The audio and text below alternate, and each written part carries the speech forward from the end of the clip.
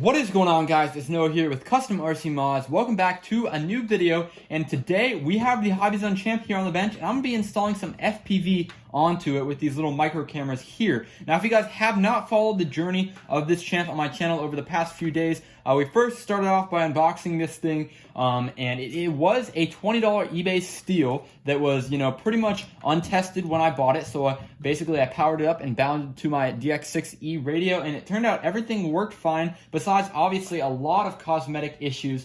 This thing flies great. So I also filmed a little repair update video and a flight video, and I'll have all those videos linked down in the description below if you want to see everything that happened along the way with this HobbyZone champ. So yeah, I'm really happy with the purchase, but I thought, why not, let's go ahead and add some FPV to this, because we're going to be bombing around the backyard, probably also in other open spaces, and I think this thing will be fun, nice little stable platform to try some FPV on. So I dug into my TinyWhat box, and you can see we have a few options here for cameras, and this one right here is probably the one that will have the best range, because it is a dipole antenna on this 25 milliwatt VTX camera combo, and unfortunately, of course, you can see this one got really muddy, and I have to do some resoldering on it, but for this, it's actually almost twice as heavy as these other two, just because it has a larger antenna and a bigger module in general, so we're not going to use this one. However, both of these two are the same, and I'm going to use this one right here, which is ultra lightweight, because this one's packed thick with hot glue, but this one is ultra lightweight. This one's straight off the Inductrix FPV Plus,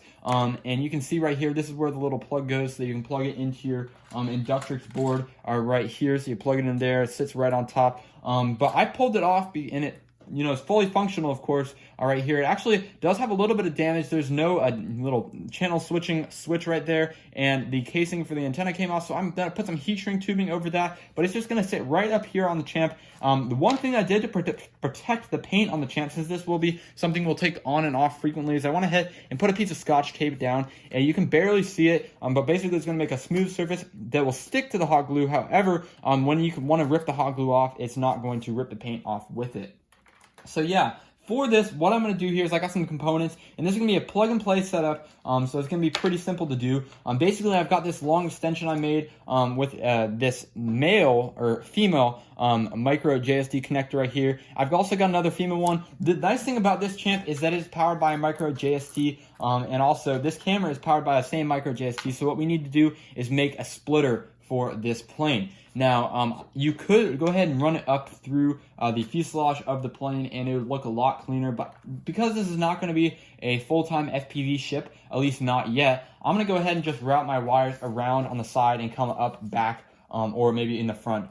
Just for the ease and convenience, I can take it all off and it won't have any weight effect at all. So yeah, we also have another short little female micro JST lead, and this little board connector that is a male right there that you'd find on these boards. You can see there's 4 of them for the 4 motors on the Inductrix boards. Just pulled one off one of my old boards, and we're going to be soldering up to it today. So as you can see right here, as this plugs in, my positive is on this side and my negative is on this side. So right for positive, left for the other side. So it's really important that you don't, flip these around, because that will not only fry the camera, but it also fry the really expensive little micro transmitter in there for the controls for the plane. So right now, all I'm going to do is go ahead and solder these up, solder the 2 connections up for this airplane.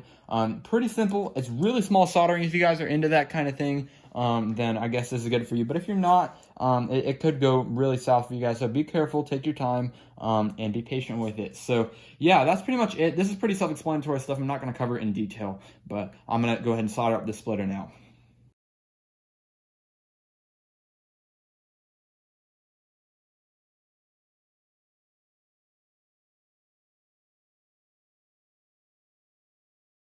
Alright, so as you can see right there, I've got this all soldered up. It actually wasn't that long of a process, just kind of tacked them all in place, and you can see it's not overly pretty, but I'm going to coat this in hot glue for installation down the road. Just obviously when we're flying, it's going to get battered around. But I'm going to plug my battery into this and make sure that it's all going the right way. First, let's take another one of these and just compare it to make sure that we've got the positive and negative correct. So we've got positive, negative, and then over here on this end we have positive and negative, which is white and green in this case.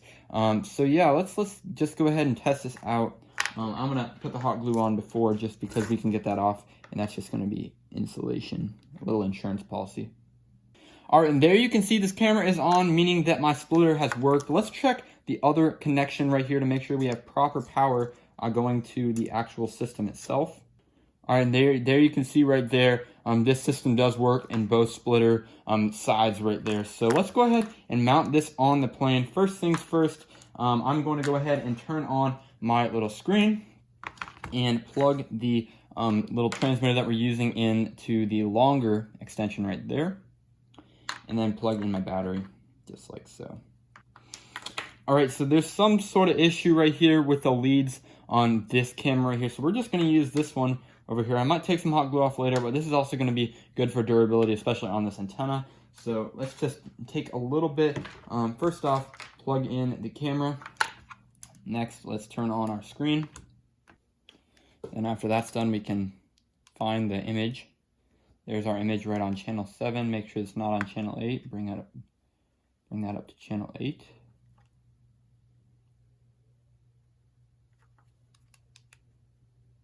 There we go.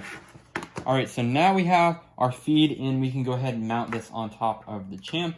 So just like that. This is what we're gonna see when we're flying along here. So I'm gonna take a little dot of glue and place it right on the wing of this Champ. As you can see right there, it's actually making its way through the tape. So let's just push it in just like that and adjust the angle of the camera until we have it where we want it. You want just enough nose so you can use that as a reference point while you're flying, and then also just enough, more than enough sky so you can see where you're going, if that makes sense.